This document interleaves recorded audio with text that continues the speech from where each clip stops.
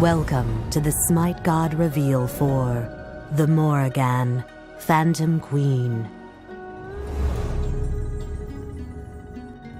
Fate is an unusual thing, an unseen force predicting every action of every being. Many deities can see it, recognize the flow of the plan. However, there is only one that claims mastery over it. She has many goddesses, with many names and forms, but there is only one title, the Morrigan. Long ago, there were three sisters, Anu, Maka, and Bav, who were the progenitors of sovereignty, war, and death. They were caretakers of their lush green air, champions for soldiers, and guides for the deceased. The strength of their bond was unknown. Whether it was brought on by a curse or a more sinister reason, they were inseparable, and eventually they became the Morrigan. Now, she takes on many shapes: the lurid seductress, the wrinkled hag, the screaming crow. Amidst these facades, she takes the worst one of all, the washer in the river. Subtle and manipulative, there is no war the Morrigan did not incite. No dying breath she did not collect. Even this war, a war between gods, must secretly be of her making. So beware those that behold her, for the Morrigan controls your fate. Morrigan's passive is Doomsayer. The third hit of the Morrigan's hit chain will explode, dealing damage to all enemies within range and dooming all enemies hit. Doomed enemies will take additional damage over time. Morrigan's first ability is Deadly Aspects. The Morrigan summons her alternate forms to her side. When activated again, they focus their power together to damage and stun enemies in front of them. Morrigan's second ability is Dark Omen.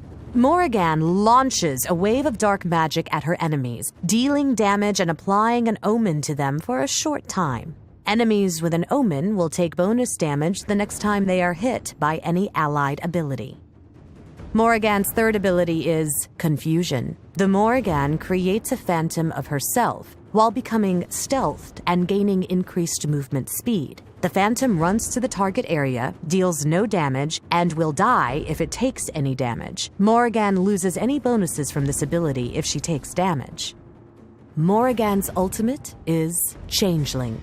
The Morrigan selects a god from the current match and becomes a copy of them. She copies all their current stats, items, and may use all of their abilities for the duration. She retains her own relics and cannot use consumables. Additionally, the rank of her abilities will transfer to the skills of the god she copies. This ability's cooldown will increase if the targeted god's ultimate is used and has a longer cooldown than the Morrigan's base cooldown.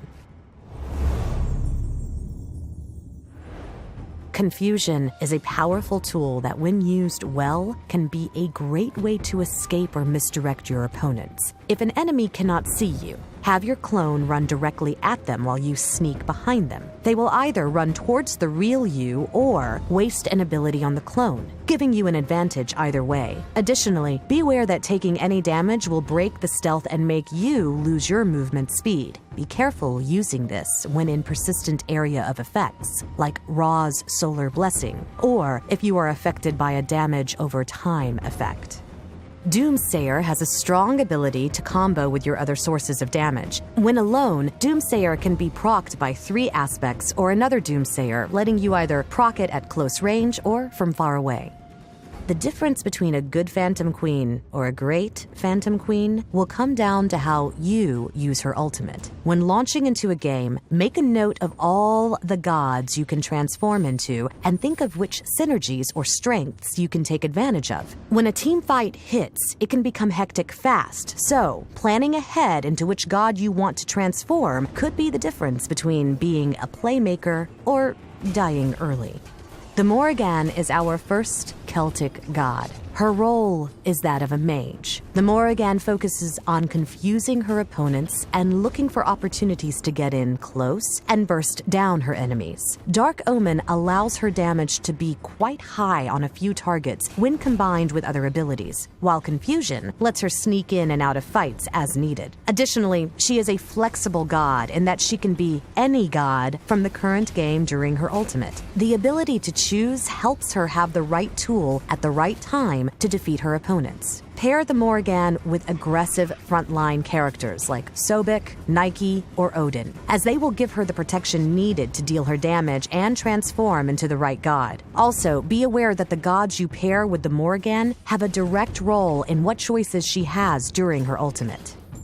The Morrigan can play as both a jungler or a mid laner, but for this video, we are going to focus on her mid laning capability. You will want to start and prioritize Dark Omen, as this acts as your primary clear tool. At level 2, pick up 3 aspects, and at level 4, pick up Confusion. Getting this early will give the Morrigan additional tools to be aggressive or survive the lane. Once you hit level 5, you will want to prioritize Changeling, followed by Dark Omen, then Deadly Aspects, and finally, Confusion.